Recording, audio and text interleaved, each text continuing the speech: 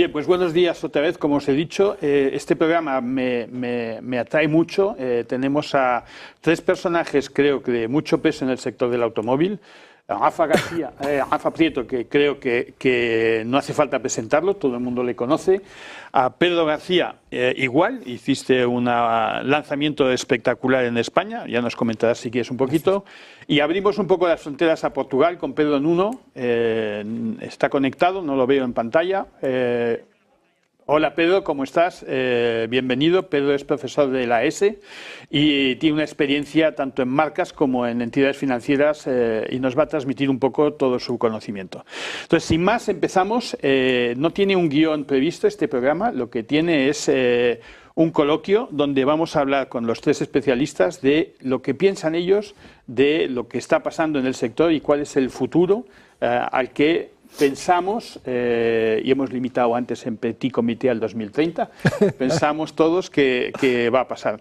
Empiezo por ti, Rafa. ¿Cuál es tu opinión? ¿Qué es lo que... Levántanos tres pinceladas para decirnos qué es lo que ves de aquí hacia adelante. Bueno, primero saludar a mi querido Nuno, que hace mucho tiempo que no nos vemos, cuando compartimos alguna experiencia profesional en Portugal. Buen día, Nuno. Pinceladas. Para alguien que hace ya largo tiempo que no está de lleno en el sector del automóvil, bueno. Pero bueno, cuando uno ha pasado 28 años en el sector todavía te queda gasolina en las venas. Es difícil, aunque hayas pasado por el sector del agua, no te quitas toda la gasolina. Sí. Pinceladas para el sector de 2030. Yo creo que la industria del automóvil tiene varios desafíos. Evidentemente, a nivel de producto, seguramente entraremos luego más en detalle sobre temas coche eléctrico, hidrógeno, o con pila de combustible, nuevos combustibles sintéticos, etc. Eso, evidentemente, no es un desafío nuevo. La industria del automóvil, yo creo que desde su origen se enfrentó a un desafío de evolución de producto constante. Y lo que sí que ha cambiado es que esa evolución de producto venía determinada por lo que los fabricantes sabían hacer y no sobre lo que la legislación les decían que tenían que hacer. Entonces, yo creo que hemos pasado en los últimos años a que la tecnología esté gobernada por directivas en lugar de que las directivas intenten acomodarse a lo que el saber hacer tecnológico es capaz de aportar a la cadena de valor.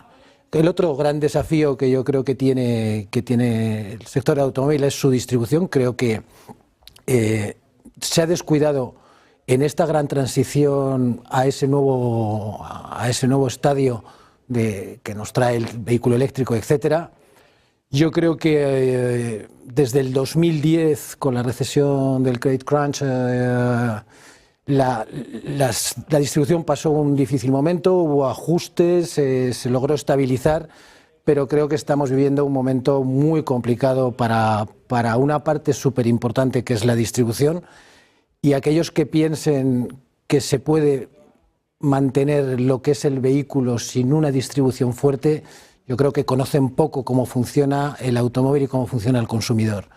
Pensar que un vehículo es pura ingeniería, es objeto y es tecnología y que la distribución no aporta valor añadido en toda la cadena hasta el cliente es tener las luces muy, muy cortas y por no decir que es ir solamente con las de posición.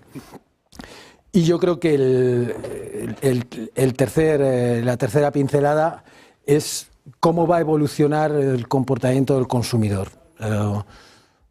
Por retrotraerme un poco hacer de abuelo cebolleta, yo me acuerdo, 2005, cuando tenía la responsabilidad del marketing mundial de Peugeot, en aquel momento empezamos a hacer una especie de estudios cualitativos sobre el cliente europeo, porque ya veíamos una cierta desafección de la parte más joven. En aquel momento comenzamos a analizar el comportamiento de los millennials y empezamos a notar una desafección, en el sentido no brutal del término, pero sí una desafección comparado con las generaciones, con lo que podía ser el baby boom o generaciones anteriores, a lo que el automóvil representaba para el consumidor.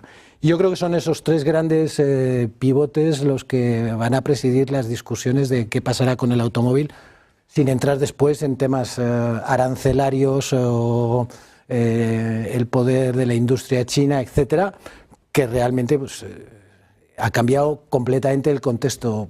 El mercado automóvil nació como una gran placa de tecnología americana.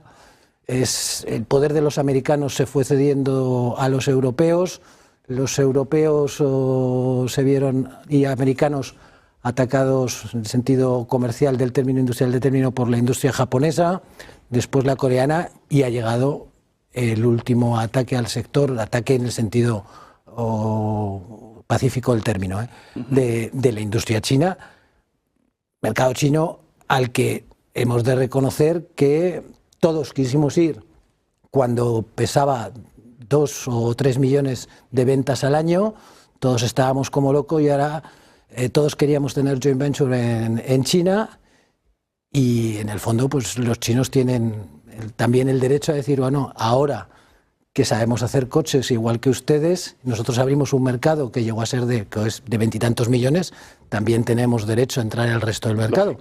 Lógico. Entonces, bueno, ahí más o menos te diría que son...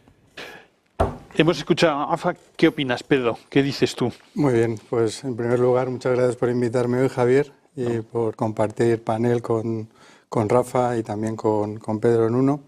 Estoy completamente de acuerdo con Rafa, solamente, bueno, pues ahondar un poco más en algunos detalles.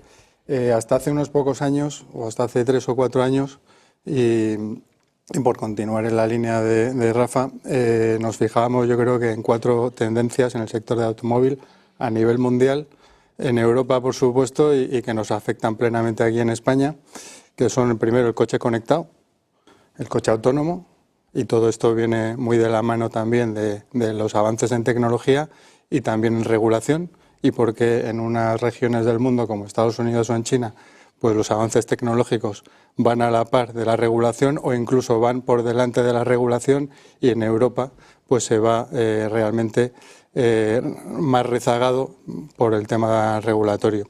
Con lo cual, el primer tema, coche conectado. Segundo tema o segunda tendencia del mundo del automóvil, coche autónomo, que ya es una realidad. Además, y seguro que los 3 que estamos aquí hemos estado recientemente en Estados Unidos este año o el año anterior en San Francisco, sí. Y yo no me he atrevido, pero yo sí. pero ya es una realidad, incluso se han empezado a utilizar antes de regularlo, con lo cual muy americano.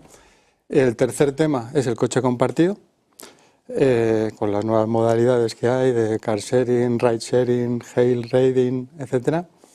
Y por último, el cuarto punto que nos ha afectado mucho pues era el coche eléctrico o los nuevos vehículos con nuevas energías, con la idea de conseguir emisiones cero. Entonces, estos eran los 4 puntos en los que nos hemos centrado mucho hasta hace 3 o 4 años, y de repente, como bien decía Rafa, y bueno, pues yo lo he vivido de primera mano, y a mí también me sorprendió hace 5 años, cuando me ofrecieron la oportunidad de lanzar MG en España y en Portugal, fue China. Pues China, sabíamos que China era un gran productor ya de vehículos, tanto turismos como furgonetas y camiones, pero China era simplemente un productor para vender en su mercado doméstico. Y entonces ahí pues nos quedábamos. Y sobre todo también se tenía la idea desde fuera, incluso los que estábamos en el sector pues creíamos que era así, que no eran líderes en tecnología, sino más bien que, como hace 30 años, en la expansión, en la apertura del mercado chino al resto del mundo, habían abierto su mercado en joint ventures con fabricantes europeos y con fabricantes americanos y también japoneses, pues seguían recibiendo tecnología. Realmente en estos 30 años han conseguido avanzar mucho, también en el vehículo eléctrico, en hidrógeno, en nuevas tecnologías, pero claro, nos hemos encontrado con que ahora China produce al año 31 millones de coches. El año pasado cerraron el año con 31 millones de coches, que es el doble que Europa y el triple que Estados Unidos, y 4 veces más que Japón. Con lo cual, claro, no es un competidor pequeño, es el competidor. Y mucho más que, lógicamente, Corea, que está en 4 millones y pico, o Alemania, que era el mayor exportador hasta hace unos pocos años. Con lo cual, pues bueno, este es el punto de situación de China. Y el otro punto de situación de China, que por qué ha irrumpido en el mercado exterior mundial, pues no es porque les guste especialmente exportar, es que tienen una necesidad. tienen una sobrecapacidad productiva, que los datos no son del todo certeros, pero bueno, son bastante aproximados, tienen una sobrecapacidad productiva del 40%. Entonces eso significa que ahora mismo, en teoría, les sobran 12 millones de vehículos al año que tienen que colocar en el resto del mundo, exportarlos. Han empezado, incluso antes que Europa, en Asia, a expandirse. También en Latinoamérica, donde han tenido mucho éxito, y hay países como México, país importante, de cada 10 coches, 3 ya son chinos. Omoda, DMG, y ya ha venido Europa. Entonces en Europa en estos últimos 3-4 años han irrumpido con fuerza y vemos que la oferta es multitecnología. Entonces por un lado tenemos que tienen la necesidad de exportar y por otro lado que tienen potencial para exportar mucho más de lo que exportan. Ahora están exportando en torno a un 18, un 20% de su producción, con lo cual son unos 6 millones de coches, pero podrían exportar mucho más, hasta el doble.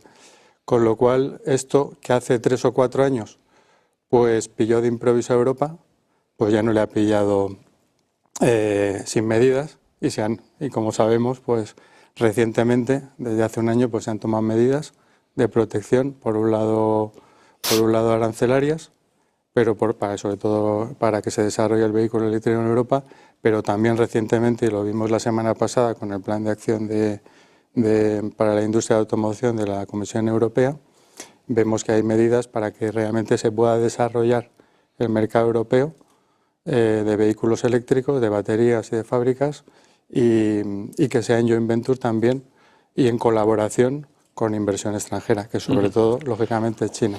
Totalmente lógico. Pedro, antes de pasarte a ti la voz, a mí me gustaría hacer un comentario. Lo que estamos viendo es un poco la situación mundial del sector del automóvil a nivel de fabricantes. Mi opinión es que estamos en un mundo de libre mercado, por lo tanto que los chinos vengan, para mí tienen todo el derecho del mundo de hacerlo y si lo hacen bien, mejor para ellos.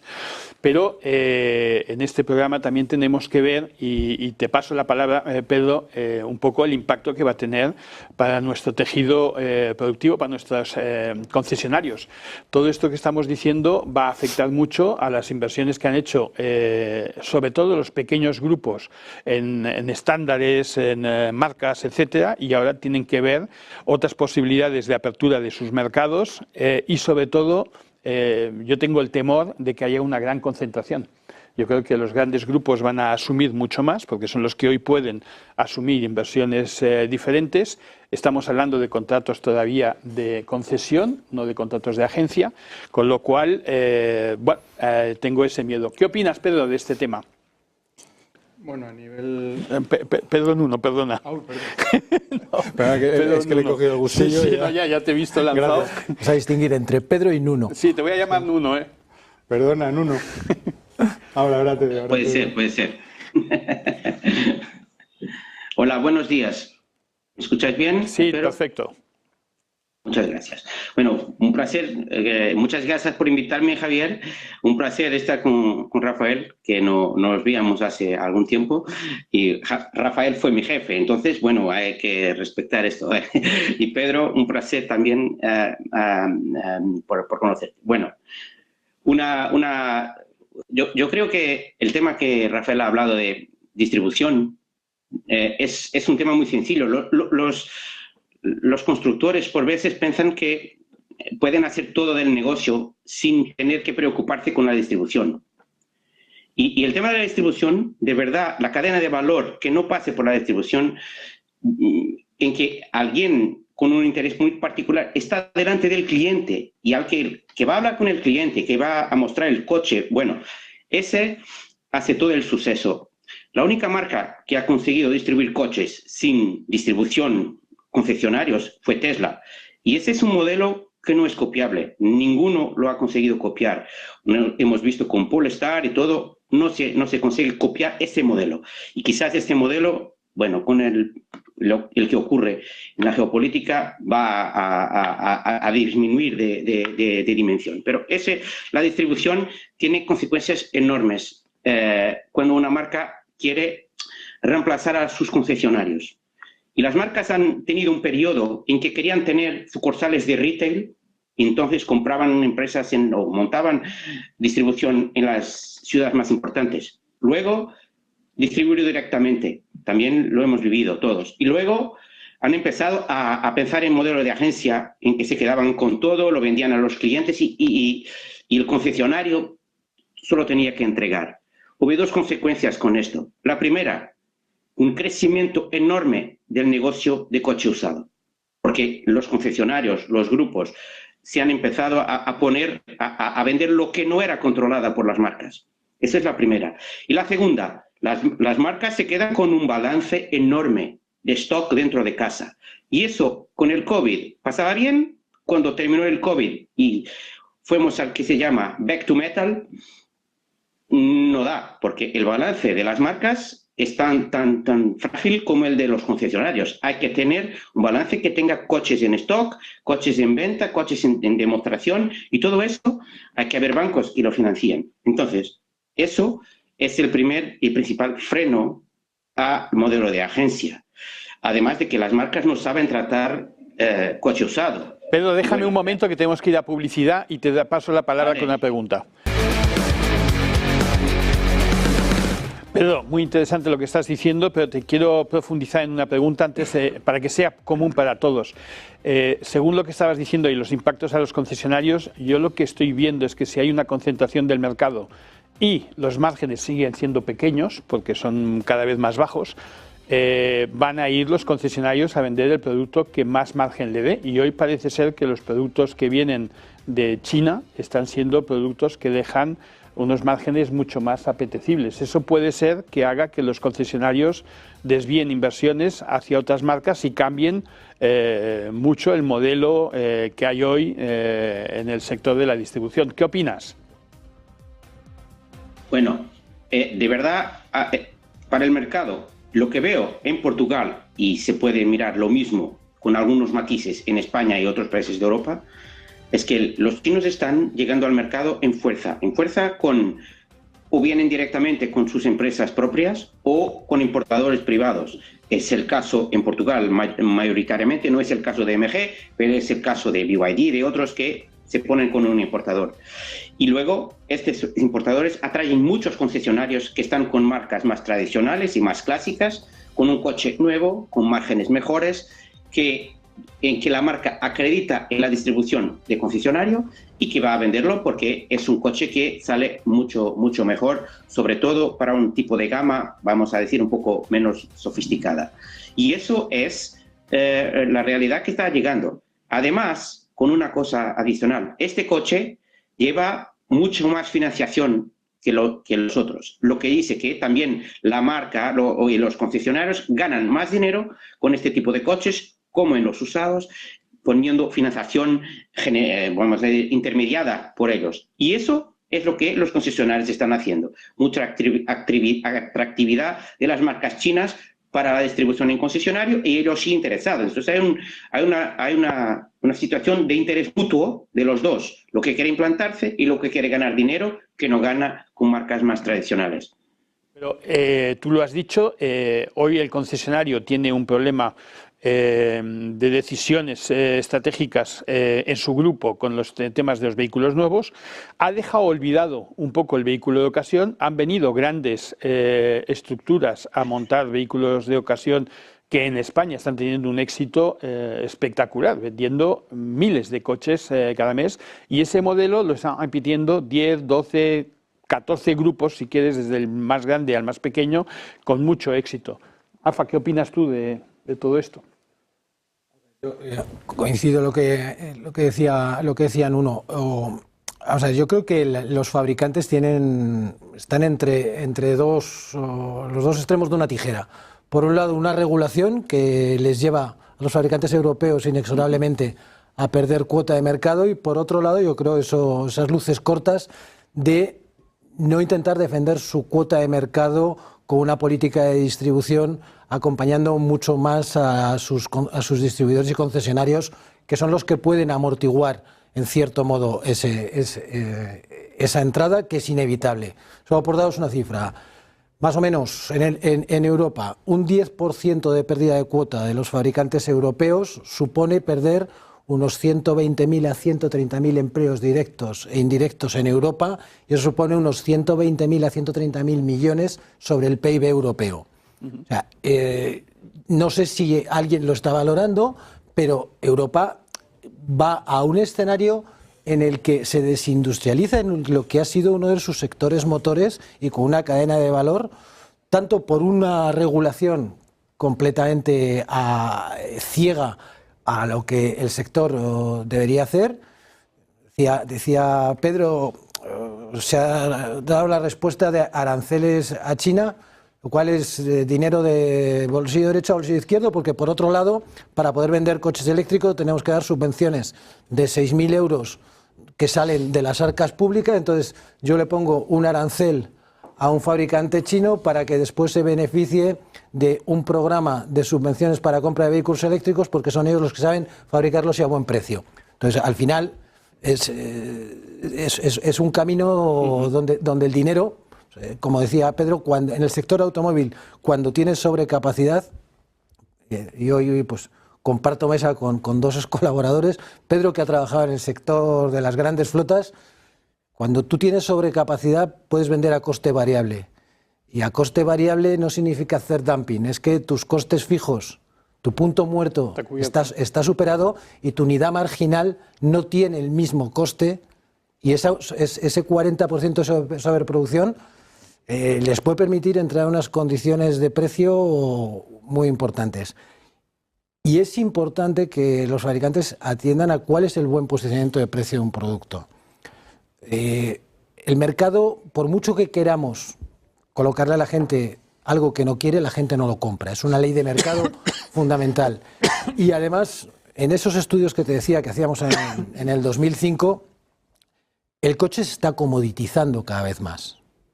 O sea, es muy difícil, cada vez es más difícil diferenciarse en el sector del automóvil. Con lo cual, la variable precio cada vez juega un factor más importante, y además la renta media europea está estancada y tirando a la baja. El nuevo consumidor que entra cada vez elige más por precio, y es evidente que el papel de la distribución en estos momentos, ni los organismos europeos están vigilando por cuidar esa parte del tejido, ni los fabricantes creo que tampoco, y yo creo, porque al final los distribuidores, si llegan otros fabricantes que les permiten poner su inversión y su capital a funcionar con otros márgenes, cambiarán de marca. Totalmente de acuerdo. Pero ¿tú cómo lo ves? Porque has tenido una experiencia de sacar una marca nueva en España. Se decía en aquel momento, a mí me hicieron algunos concesionarios tuyos algún comentario de, bueno, es que tiene plástico muy bueno este coche, y al final lo que decían es que su margen era muy bueno, ¿no? Entonces, ¿cómo lo ves tú esto? Bueno, yo creo que al final los fabricantes chinos y AMG en concreto llegó en un muy buen momento. O sea, las condiciones de mercado en ese momento y geopolíticas y de la distribución también, pues eran muy buenas para cubrir ese hueco, y también por parte de los clientes. Es decir, a nivel geopolítico, pues como hemos visto, pues no había aranceles, o era solamente el 10%, y nadie esperaba a los chinos, ya lo hemos comentado antes. Por otro lado, a nivel distribución, las marcas, la mayor parte de las marcas europeas generalistas y también alguna premium, estaban planteándose el cambio de modelo de distribución, del modelo tradicional, que es el que conocemos todos, de distribución a través de concesionario, el concesionario al cliente final, y es lo que conocemos, y el cliente conoce y espera, porque a todos nos gusta ir al concesionario a por nuestro coche nuevo y que nos expliquen cómo funciona el coche, y más hoy en día que tiene muchos temas tecnológicos. Con lo cual, esa parte también era atractivo.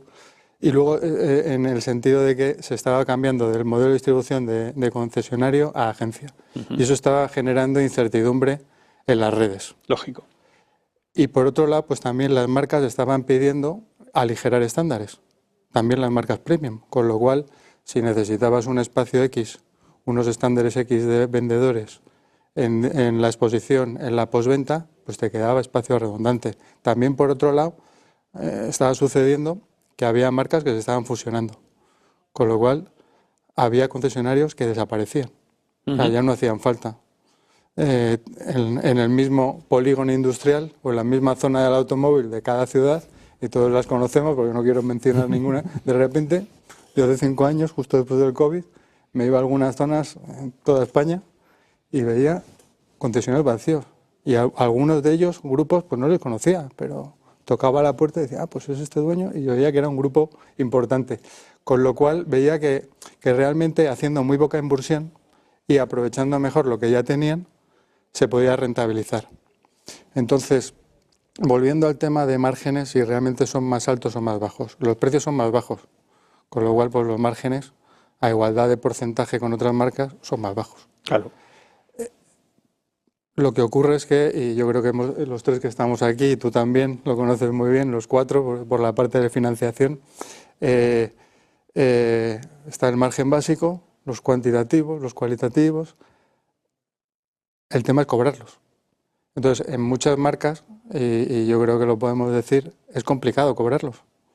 Por penetraciones de segmento, por unos quantis, por qualis, o porque luego a mitad del partido cambian las normas. Entonces ahí los concesionarios muchas veces pues no tienen la capacidad o la fuerza de negociadora. Entonces, ¿qué han conseguido las marcas chinas? Es dar esa seguridad, primero, en cuanto al contrato.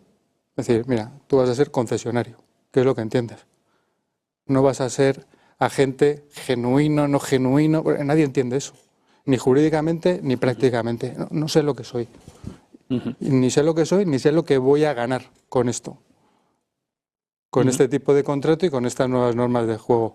Entonces, aunque inicialmente, hace 4 o 5 años, cuando empecé a visitar concesionarios, grandes grupos en España, me dirigí a ellos, veían que los márgenes eran pequeños, pero desde el principio les dije, mira, tú vas a ser concesionario, siempre vas a ser concesionario, por lo menos mientras estoy gestionando yo esta marca aquí. Y segundo, si llegas al volumen, vas a cobrar, porque lo primero que hay que hacer es vender, y luego ya vendrá el resto. Luego ya empezaremos con si cumples una serie de estándares o no, pero unos estándares claros, en cuanto a vendedores por ventas, en cuanto a exposiciones, en cuanto a postventa, en cuanto a equipos, claros, y que sepas que vas a cobrar. Entonces, yo creo que esa seguridad es la que los fabricantes chinos están sabiendo transmitir, y hasta hace poco algunas marcas, por los cambios de estrategia, y han sido tiempos difíciles, o sea, tampoco hay que decir, lo han hecho mal, no, bueno, han sido tiempos difíciles,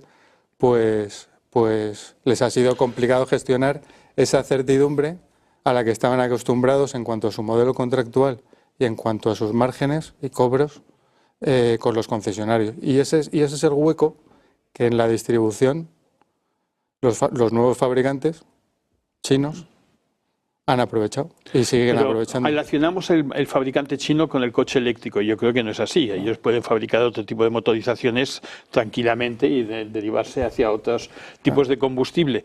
Yo veo una cosa, otro peligro, que es el renting. Estamos diciendo que el renting está subiendo mucho. Cuando el renting está subiendo mucho es porque las empresas están comprando más. Yo creo que las empresas van a ir por un camino también de diciendo nosotros somos ecológicas, vamos a tirar y vamos a obligar a nuestros ejecutivos, obligar entre comillas, a tener coche eléctrico. Si al final se suben los valores residuales, vas a bajar la cuota, pero luego tienes un problema a 3 años vista o 4 años vista. Entonces el renting vemos que sube, el coche eléctrico están dando saltos de alegría porque se han vendido 6.000, ¿no? Creo que son 6.000 el mes pasado, pero que sigue teniendo una cuota inferior al 5 o 6%, con lo cual la alegría está muy bien, pero no hay. Estamos presionando a las empresas, estamos entorpeciendo todo lo que es la regulación europea. Vamos a poner multas a los fabricantes, que no sé por qué todavía. Yo soy de la teoría que si es un tema comercial no tendría que haber multas a los fabricantes, si es un tema ecológico tendría que haber multas a los países, no a los fabricantes, porque si un país quiere ser ecológico, que lo sea. Tampoco sabemos el impacto que tiene el CO2, la bajada del CO2 del 2% que tenemos, creo, en Europa, si todos los coches se fueran eléctricos, al 1,99. No tengo mucha idea de esto, pero bueno, me preocupa. Pero lo que me preocupa de verdad es que el cliente sigue sin tener las ideas claras, está dubitativo. Hay una cosa que a mí me sorprende mucho, que es la moto eléctrica. Nos escapamos del coche, pero la moto eléctrica para mí es un vehículo ideal para las ciudades, es muy fácil de cargar en casa, es todo, y no se venden nada, ni en Barcelona, ni en Madrid, ni en Valencia, ni en Sevilla, no se venden. Entonces, valores residuales más altos, problemas para vender el coche al cabo de 3 años, compañías de renting que pueden tener en sus activos coches que no salgan o sobrevalorados. Pedro, tú que has estado en el tema financiero, Pedro Nuno, ¿cómo ves esto? Ocurren que son consecuencia de lo que dice. Una, el particular compra coches usados. El coche usado es 6 veces más grande el número de ventas que el coche nuevo a particular. Cifras de Portugal. Se venden 100.000 coches nuevos a particular por año. 100.000. Y se venden 600.000 coches usados. 600.000 coches usados por año en Portugal. Eso es la diferencia. La segunda cosa, los portugueses lo que compran son coches híbridos. Eso es lo que les gusta, es el híbrido. El particular que compra un coche va al híbrido. Lo que quiere decir que el coche eléctrico lo estamos vendiendo a empresas y a renting.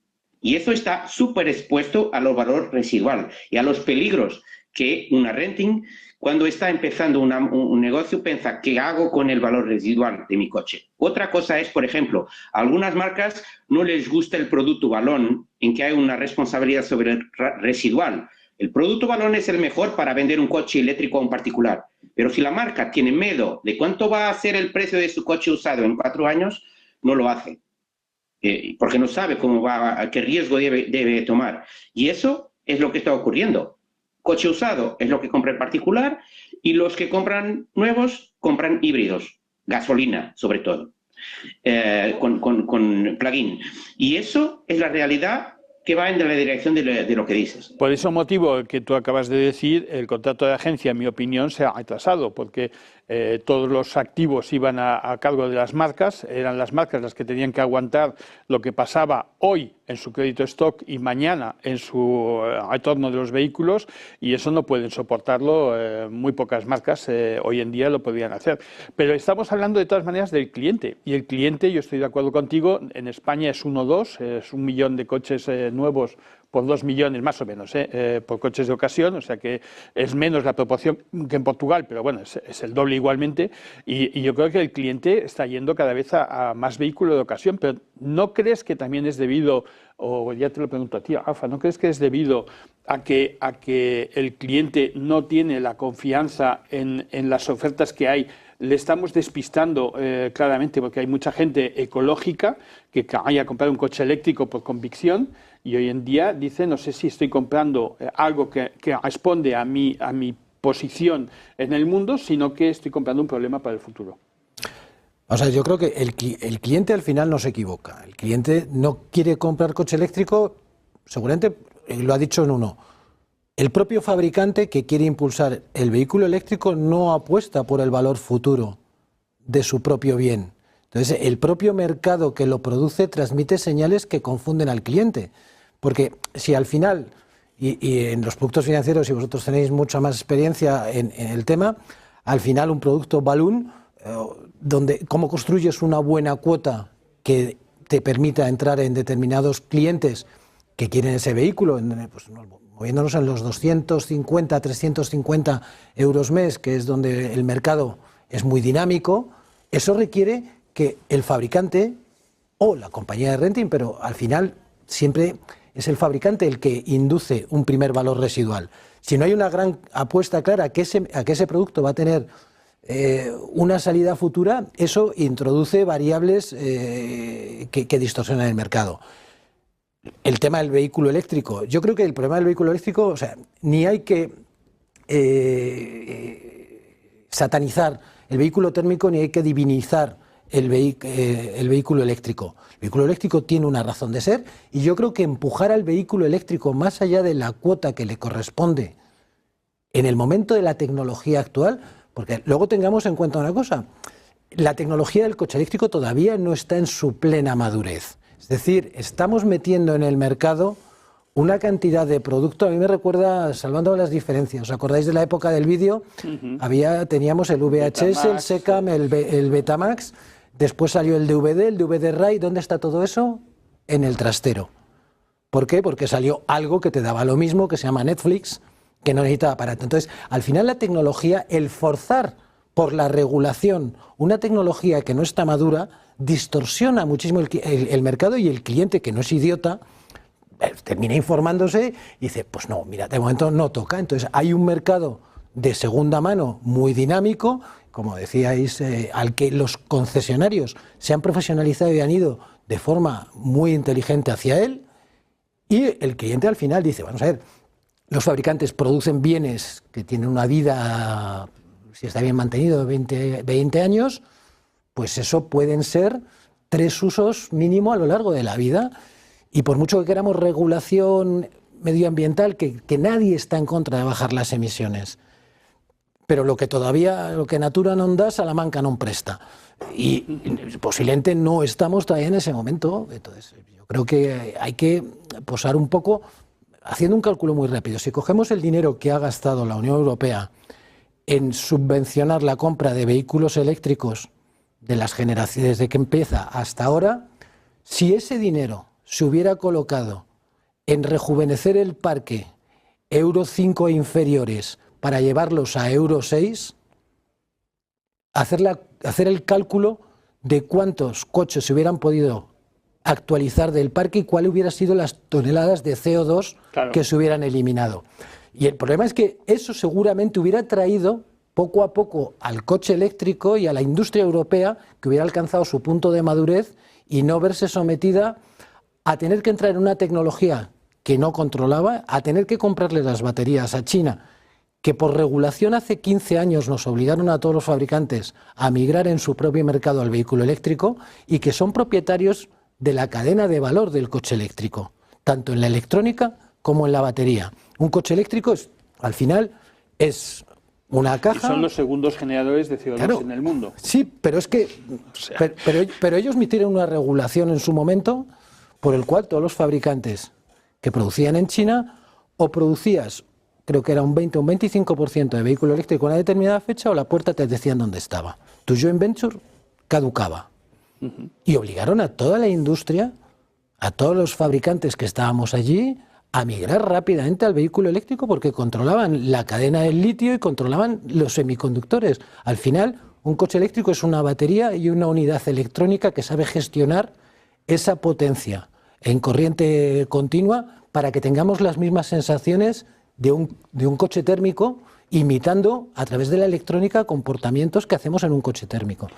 Y hoy la industria europea está muy lejos de controlar esa cadena de valor. Perdón, nos acercamos poco a poco al final, pero ¿qué recomendación le darías tú a un concesionario? Con todo lo que hemos hablado hoy, que hemos tocado muchísimo tiempo, 1000 puntos distintos y ninguno bueno, ¿qué recomendación le darías tú a un concesionario?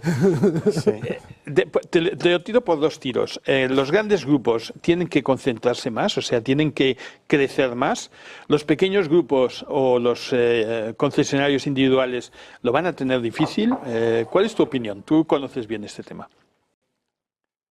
Bueno, a ver, la pregunta no es nada fácil y realmente es comprometida. Por eso te la hago a ti. Pero bueno, a ver, los concesionarios, yo creo que tenemos una red de concesionarios aquí en España oficiales muy sólida, y sí que es verdad que los últimos años pues se ha ido concentrando, el mercado también lo está pidiendo, y si comparamos con otros países en Europa, Francia o Alemania, pues realmente incluso son más pequeños, incluso los que son aquí grandes, pues son más normales en Francia e incluso más pequeños de los grandes grupos alemanes, con lo cual está yendo en general una gran concentración. Y si comparamos ya con los chinos, que algunos pues han estado recientemente aquí visitando España. O sea, algunos grupos de concesionarios chinos que venden al año 500, 600.000 coches y cotizan en la bolsa.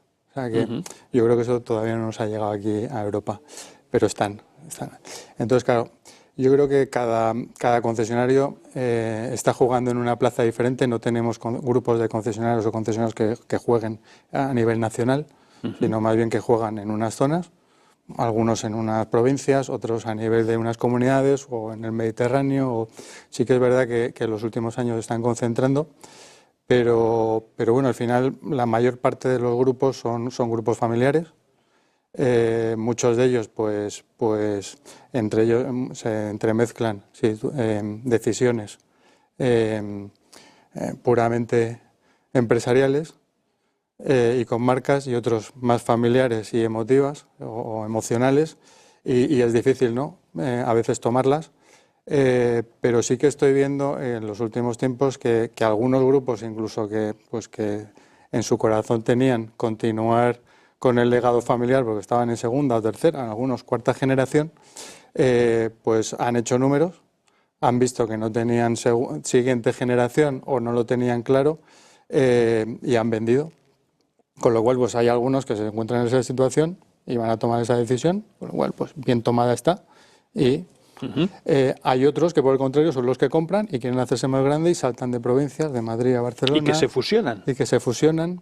Porque hay grupos catalanes que se han fusionado con grupos madrileños y hay grupos gallegos que están yendo a Canarias o aquí a Madrid.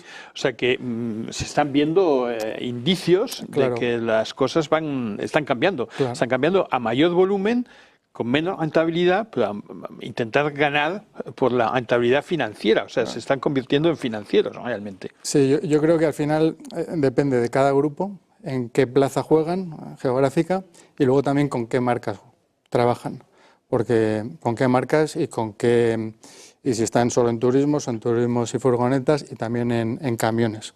Hay algunos que trabajan en todas y en varias provincias, con lo cual sí que hemos visto que pues estos grupos se están concentrando, lo están haciendo muy bien y llegan a unos buenos acuerdos con los que venden o con los que compran. Entonces, yo realmente creo que lo que recomendaría básicamente es ver los números, ver también lo que estamos haciendo hoy, ¿no? Intentar ver a medio plazo, primero a corto, decir, oye, mira, este mes cómo va a ir, este trimestre, este año, y luego a 3 años y hasta 5 vamos a ver.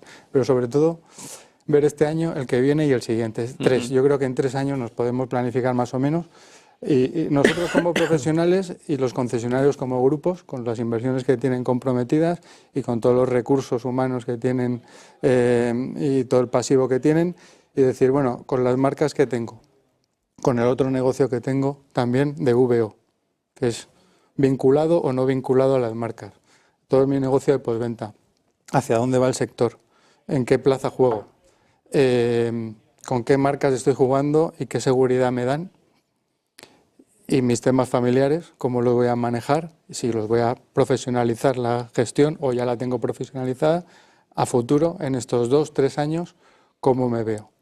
Y entonces, cómo me veo, pues ahí puedes tomar una decisión. Pero claro, aquí no hay una talla vale para todos, ¿no? Como dicen los americanos, claro. sino que cada uno tiene que tomar la decisión en función de su lugar, de su circunstancia.